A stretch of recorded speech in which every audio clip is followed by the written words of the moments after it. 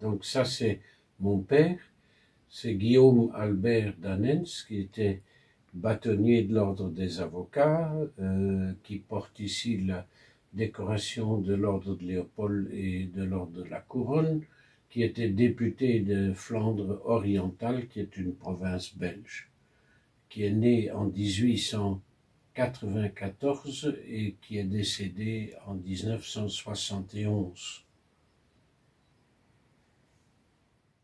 Voici donc ma mère, ta grand-mère, Marie-Pia Vogelaar. Elle était hollandaise et native de La Haye en Hollande.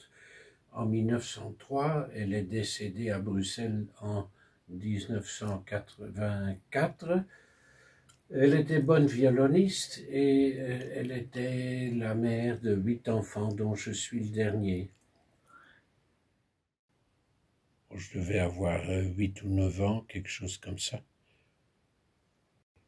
Ici tu as Edmond Danens qui, comme tous les Danens, était avocat et bâtonnier du barreau à Termonde en Flandre, mais était également officier commandant de la garde civique avant la guerre 14.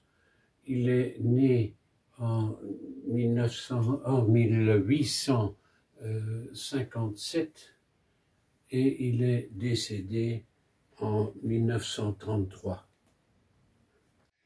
Ici, tu as mon arrière-grand-père, c'est Guillaume Jean-Marie Danens, et qui est sur la grande place de Saint-Nicolas-Oise, où la famille habitait, avec dans le dos l'hôtel de ville de la ville que lui, en tant que bourgmestre, a fait construire sur la place de la ville de Saint-Nicolas, et sur la droite, dans le coin, la façade de sa maison familiale, qui était sur l'autre côté, l'autre versant de la grande place de Saint-Nicolas.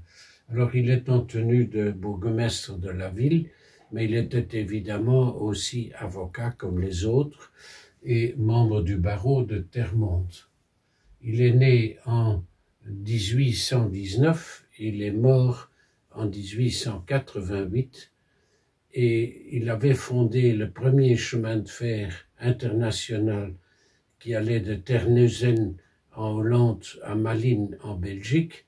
C'est donc le premier chemin de fer international belge, et il est mort en inspectant les chemins de fer à Kildrecht, près de la frontière hollandaise, où se trouve d'ailleurs une statue à sa mémoire, en 1888.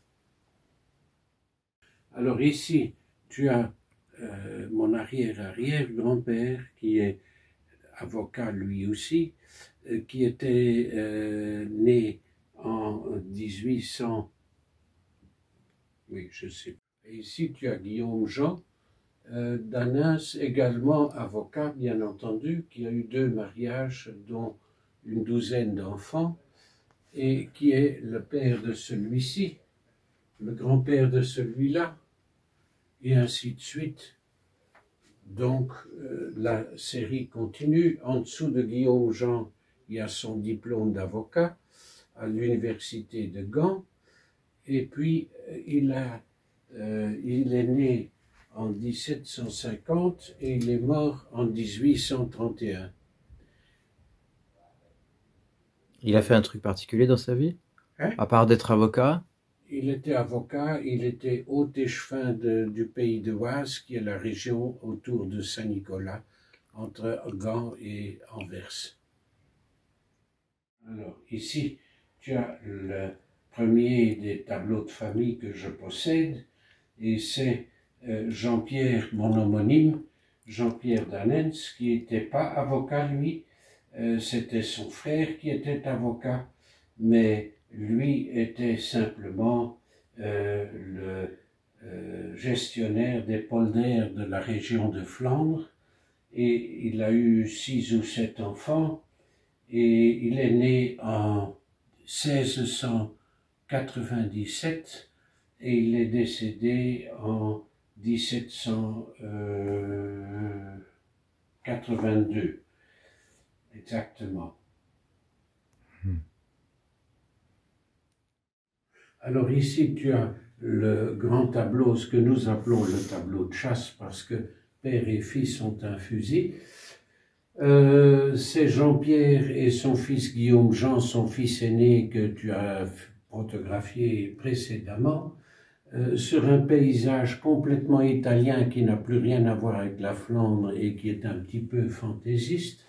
Tu as la fontaine des Dauphins comme à Aix-en-Provence, et tu as sa femme ici, Cornélie Reine, et sa fille Cornélie Philippine, et le petit garçon Joseph Benoît, et encore un enfant là. Ce qui est aussi très amusant à faire observer, c'est la taille des chiens qui ne sont pas plus grands que les chaussures, donc ils ne devaient pas être des grands chasseurs, et la naïveté du paysage, décor de théâtre peint derrière le tableau. Typique du XVIIe. Le tableau date de 1753. Ça a été fait par un peintre gantois probablement, qui avait fait des peintures dans la salle à manger de la famille de Cornélie Reine, qui était une de Gouttem. D'accord.